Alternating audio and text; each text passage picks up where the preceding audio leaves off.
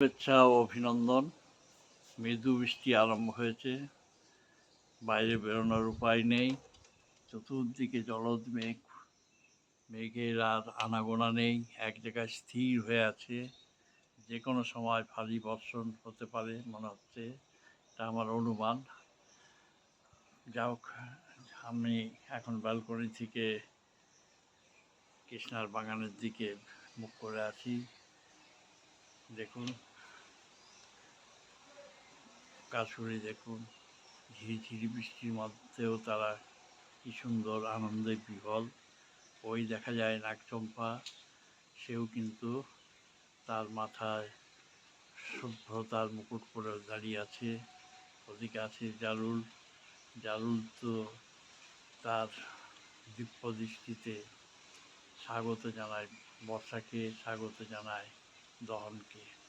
কাঞ্চন, কাঞ্চন ফুল, সেটিও কিন্তু বর্ষার দূত। কাজে বর্ষার সাথে সাথে তার উদ্দীপনা বাড়ে, প্রস্ফুটিত হওয়ার স্পৃহাও জাগে।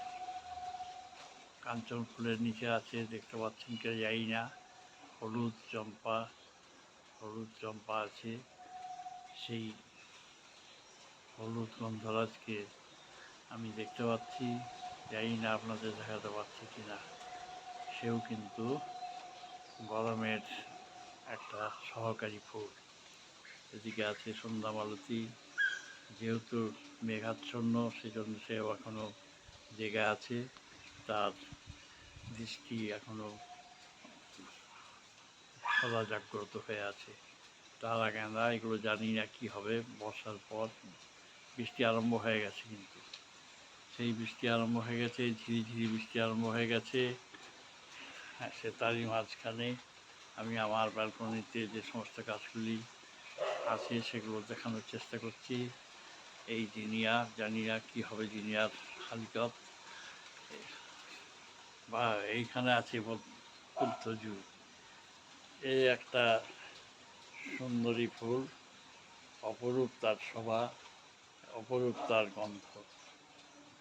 আপনারা দেখুন চতুর্দিকে মেঘ জমে উঠেছে, আবার দেখায় ভারী বর্ষণের আশঙ্কা আছে।